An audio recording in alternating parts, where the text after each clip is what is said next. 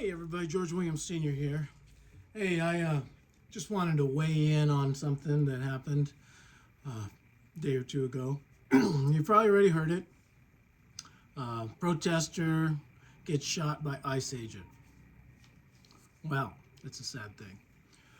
Sad indeed. But I wanted to weigh in on it because for those of you out there that are doing all this protesting and stuff, you need to ask yourself what you're protesting, why you're protesting, who you're protesting for, who's actually using you to protest, because it may cost you your life. And I'm not going to show the video. I'm not going to show Governor Walz's response or any of the other leftist lunatic politicians in Minnesota's response, because they're all just using all of you out there to create scenarios like this, which you are the ones that are going to pay for it. Seems like nobody in government seems to pay for anything, but you as a citizen that goes out and gets knee-jerked by what they're feeding into your brain does something, you pay for it. And unfortunately, this lady paid for it with her life. I'm going to tell you a story back when I was a deputy sheriff. A very similar situation. I was called by, I'm not going to say the county or anything, but I was called by, at that time they called them Fish and Game, for somebody who was fishing without a license. And they called me in to block off an escape route with my patrol car in case he ran, which he did. And, you know, he zipped around this gravel bar and tried to evade the Fish and Game officers who were chasing him on foot because they had parked their cars somewhere else and had walked in. So I was blocking the escape route. And he literally turned his vehicle towards me and came at me, throttle down, coming at me. And I had my patrol car. He tried to go around it. And he basically aimed his car directly at me. I drew my weapon, finger on the trigger, pressure on the trigger, ready to pump rounds right through that windshield and end this man's life if he tried to run me over.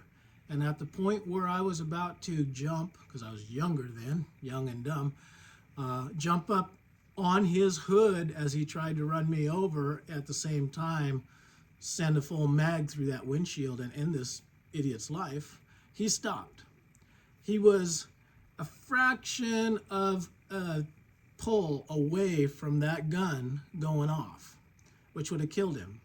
What was it for? A $25 ticket for not having a fishing license. So if you guys are out there and you want to resist law enforcement for whatever reason, you need to weigh the options before you do something. Is it worth it? Is it worth your life? This guy he came within a fraction of a squeeze of my service weapon going off and losing his life over a $25 fishing license ticket. That was a number of years ago. This lady in the video clearly tried to run over a police officer. And there were two officers there. She was at a full stop, and the officer at the door had his hand on the door handle and one hand on the windowsill, and the other officer was near the front of the car, and she accelerated and hit the other officer.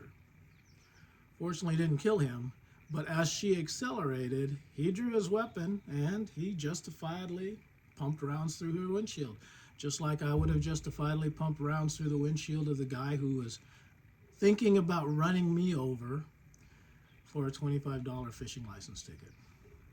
So all of you people out there that think you're going to protest and you're going to resist law enforcement doing their duties, their lawful duties, you need to weigh the options, because Tim Walz isn't going to show up at your funeral and throw flowers on your grave.